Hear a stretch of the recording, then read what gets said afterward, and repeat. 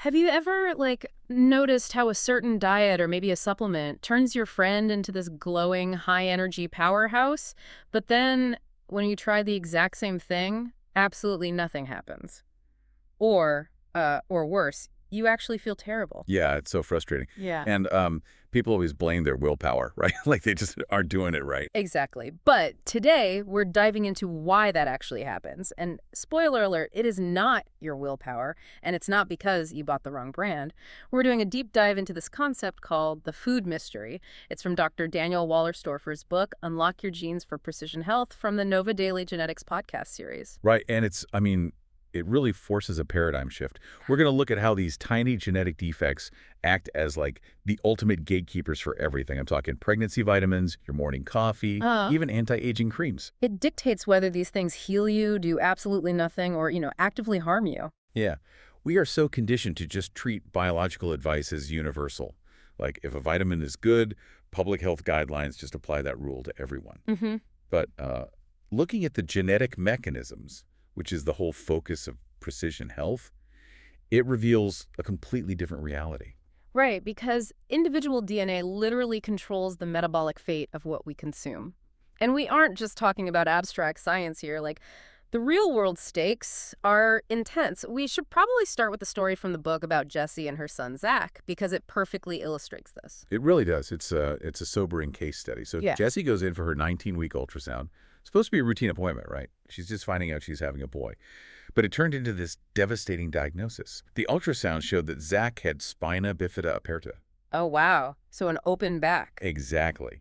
And the medical intervention was immediate. Zach was rushed to the ICU right after birth. By day 2 of his life, surgeons had to close the open wound on his back. Day 2? That's so tiny. I know. And then in the weeks after, his head circumference started increasing because of cerebrospinal fluid buildup. So doctors had to surgically insert a drain valve just to protect his brain development. That is just, it's heartbreaking. It is. But, today, he's 12 years old. He has no feeling in his feet, so he walks with crutches.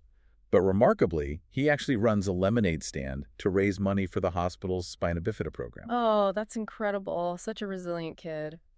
But his story highlights this massive medical puzzle because the medical community has known for decades that this condition is linked to maternal nutrition, right? Right. They suspected a link way back in the mid-1960s. But the data didn't become absolutely undeniable until the 2000s. There was this major British study that showed simply taking 400 micrograms of folic acid daily during pregnancy reduced the risk of spina bifida by 70%. Wow, 70%. Yeah. And shortly after that, Hungarian researchers found that if you push that dose to 800 micrograms, it could almost eliminate the disease entirely. Okay, so wait. If science identifies a 70 to near 100% reduction in a severe developmental condition using just one single nutrient, you'd expect governments to be all over that. How do they actually deploy that information? Well, it was really aggressive in some places and completely non-existent in others.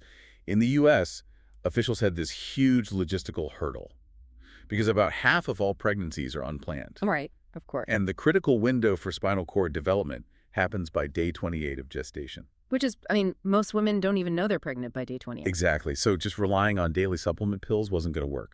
So in 1998, the U.S. government mandated the fortification of certain cereal products. They essentially injected 140 micrograms of folic acid into every 100 grams of American wheat flour. Okay, so that mathematically covers the baseline for the population without anyone having to change their habits. Did it work? Did the rates drop? They did. They fell by 32% in the U.S. And that actually prompted 58 other countries like Canada, Costa Rica, South Africa to launch similar mandatory programs. But the interesting part is most of Europe just rejected it. Right, really? Why? They just decided against mandatory fortification.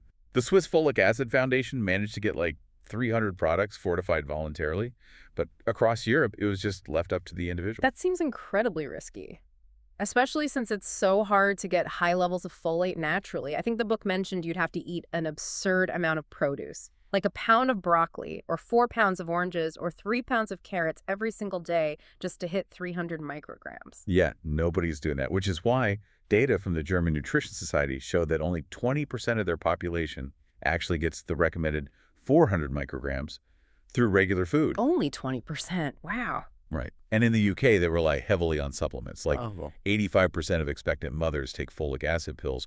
But again, with a third of UK pregnancies being unplanned, so many women miss that 28-day window. So as a result, the UK sees twice as many babies suffering from spina bifida compared to countries that fortify.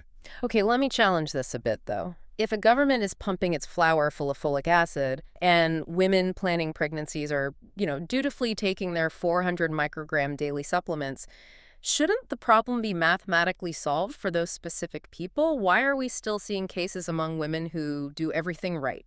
And that brings us to the biochemical trap. The folic acid used in that cheap flour, in those standard supplements, it's synthetic. Okay. It's highly heat stable, which is great because it survives the intense baking process of making bread. But biologically, it is entirely inactive. Inactive, so it doesn't do anything. In that synthetic form, your body cannot use it to protect an embryo. It has to be metabolically converted into its active form, which is called methylfolate. And I'm guessing natural methylfolate, the kind you actually want, isn't heat stable, so we can't just put it directly into the flour. That's the logistical nightmare right there. Natural methylfolate is super sensitive to heat. If you take that folate-rich broccoli and boil it, more than half of the active methylfolate is destroyed instantly. Wow. So public health strategies are just forced to rely on the inactive, heat-stable synthetic version, and that passes the burden of activation entirely onto the human body, specifically onto this single genetic catalyst, the MTHFR gene. The MTHFR gene. Yeah. Its sole job in this pathway is to grab that inactive synthetic folic acid and convert it into the biologically active methylfolate. Right. And the whole public health strategy basically assumes that everyone walking around has a fully functional MTHFR gene to handle that conversion. An assumption that is, genetically speaking, completely false for a massive segment of the population. There are two really common genetic mutations that corrupt the MTHFR gene. There's the A1298C defect, which reduces the body's conversion ability by about 39%. Oh. And then there's the more severe C677T defect, and that reduces conversion capacity by roughly 75%.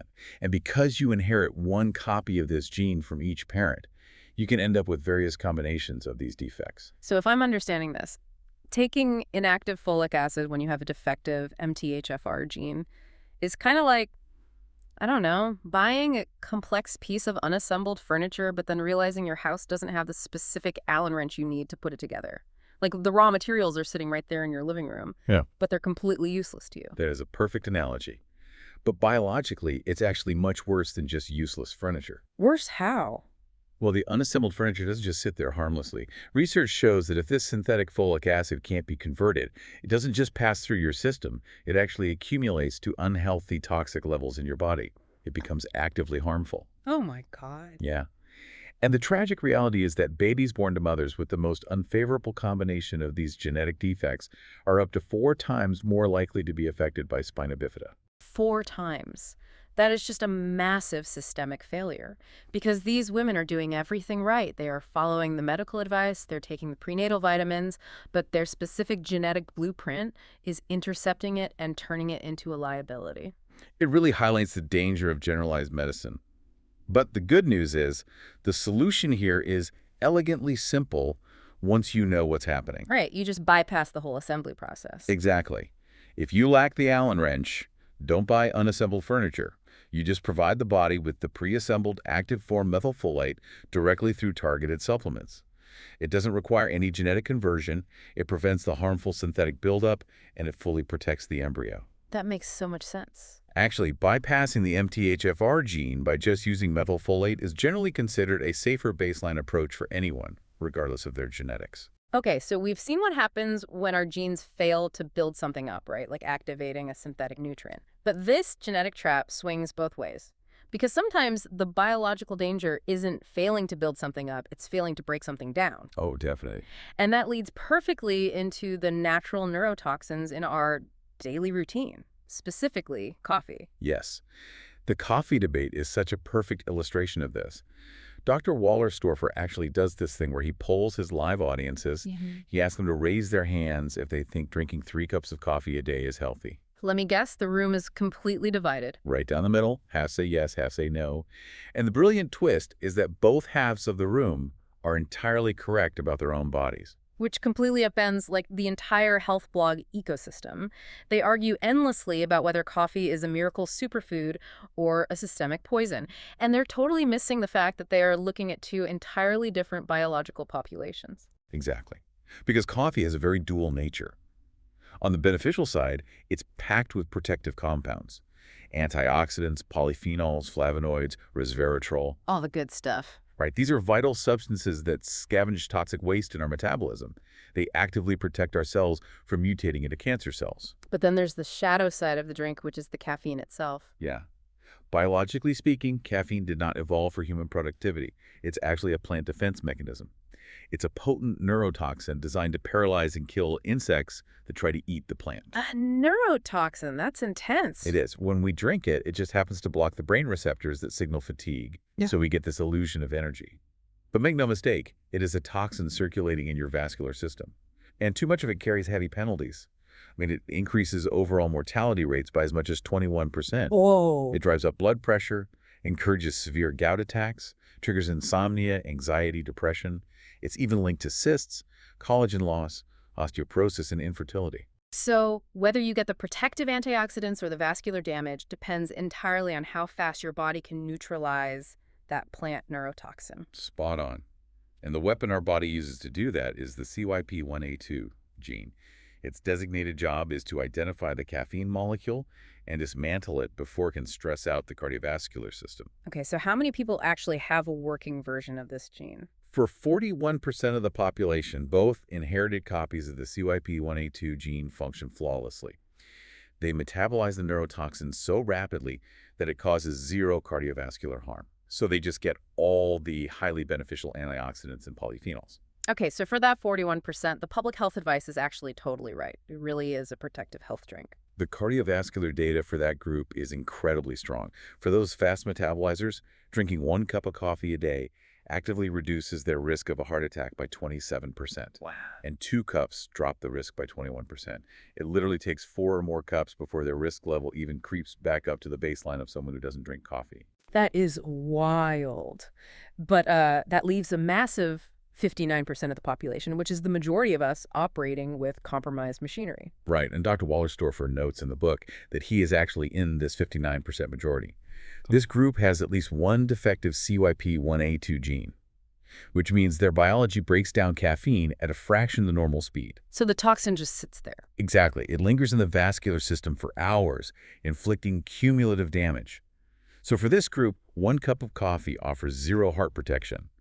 The antioxidant benefits and the toxin damage basically just cancel each other out, leaving them at baseline. And I'm guessing as the dose goes up, that inability to clear the toxin compounds the danger? Dramatically. For these slow metabolizers, drinking 2 to 3 cups of coffee sends their risk of a heart attack soaring by 36%. 36%. And if they consume 4 or more cups, that heart attack risk jumps by a terrifying 63%. A 63% increase in heart attack risk just from 4 cups of coffee. That completely shatters the universal guidelines we hear. It just proves that blind nutritional advice is essentially playing Russian roulette with our individual genome. It really is. So if you happen to be in that 59%, what's the strategic move? Do you just have to forfeit all those amazing cellular protecting antioxidants? No, you don't have to forfeit the benefits at all. You just adapt to your genetic reality. If you have the defective gene, 1 cup is usually tolerable. But the optimal precision health solution is just switching to decaf. Ah, of course. By stripping out the specific neurotoxin that your CYP1A2 gene can't process, you completely eliminate the cardiovascular threat, but you still get the full profile of cancer-fighting polyphenols and antioxidants. That makes total sense. Yeah. Okay, so far we've looked at internal processing, right? Like prenatal vitamins and daily neurotoxins. Let's shift gears to external applications. I want to look at how our cells handle compounds we absorb to fend off biological aging. Specifically, the cosmetic industry's holy grail, coenzyme Q10.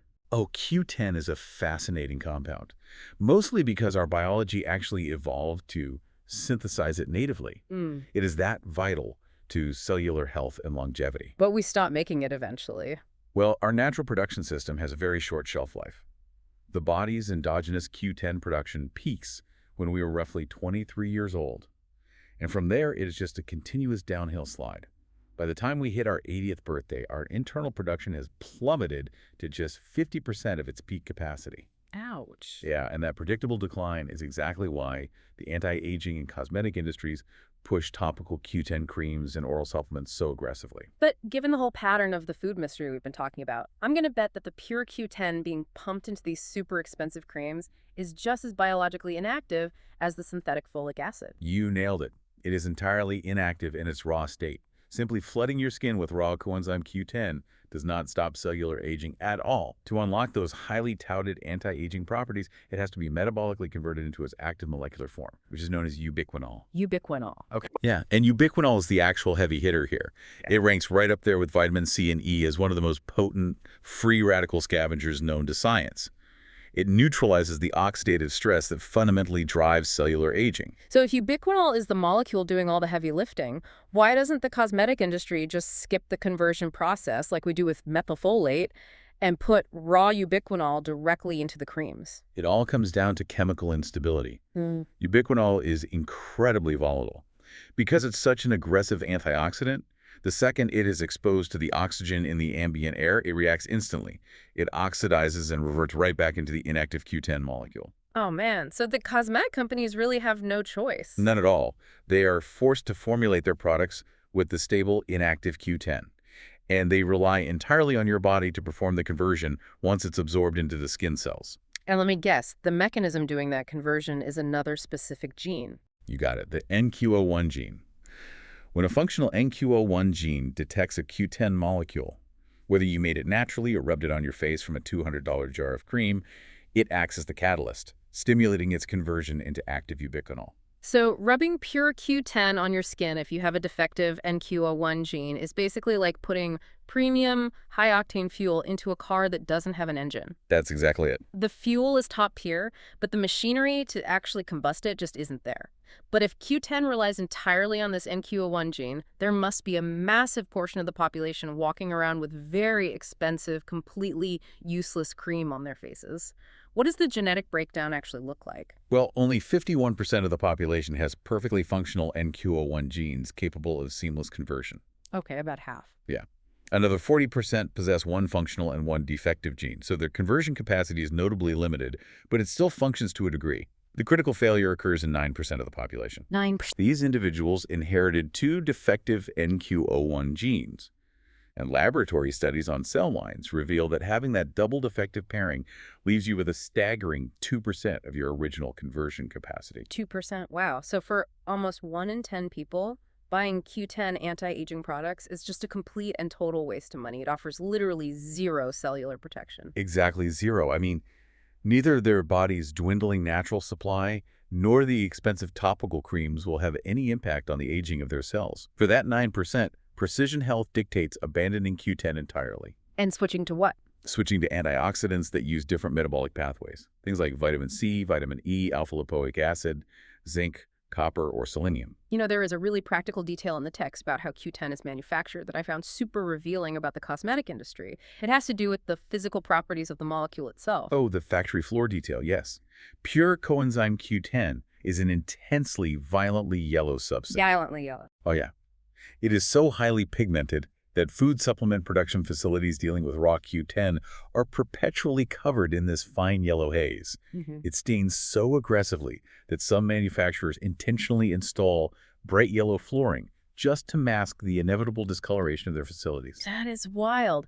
But it gives the consumer a massive visual tell, right? If raw Q10 is intensely yellow, what does it mean if someone buys a brilliantly white anti-aging cream that's marketed as being packed with Q10? It completely reveals the cosmetic bluff. Dr. Wallerstorfer actually noted that when his own team was formulating personalized genetically targeted cosmetics, they hit a significant aesthetic hurdle because injecting enough Q10 into a cream to actually achieve a biological effect inevitably turns the product yellow. Right. If you add a clinically significant dose, it will literally dye the user's face orange.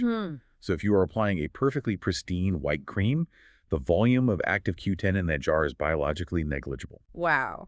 So if we just step back and synthesize everything we've unpacked today, from the devastating consequences of failing to activate synthetic folic acid, to the vascular Russian roulette of how fast we process caffeine, down to whether our cells can even ignite the expensive anti-aging fuel we give them, the overarching lesson is undeniably clear. Our individual genetic blueprints are the ultimate, uncompromising gatekeepers of what heals us, what does nothing, and what harms us. Absolutely. The vital takeaway from this research is just a fundamental shift in how we interpret public health data. The next time you look at the recommended daily allowance on the back of a nutrition label, or you read a broad public health mandate, you have to ask yourself, whose specific biological machinery was that recommendation written for? Because statistically and mathematically speaking, it likely wasn't written for yours. That is so true. And it leaves you with one final fascinating thought to mull over. We've spent this entire deep dive labeling these genetic variants as defects, right? An inability to process caffeine, a failure to activate folic acid. But if these traits are so physiologically harmful, why did human evolution preserve them in 59% of the global population? What brutal ancient environment was the defective CYP1A2 gene actually trying to protect our ancestors from? Something to think about the next time you pour a cup of coffee. Thanks for joining us on this deep dive.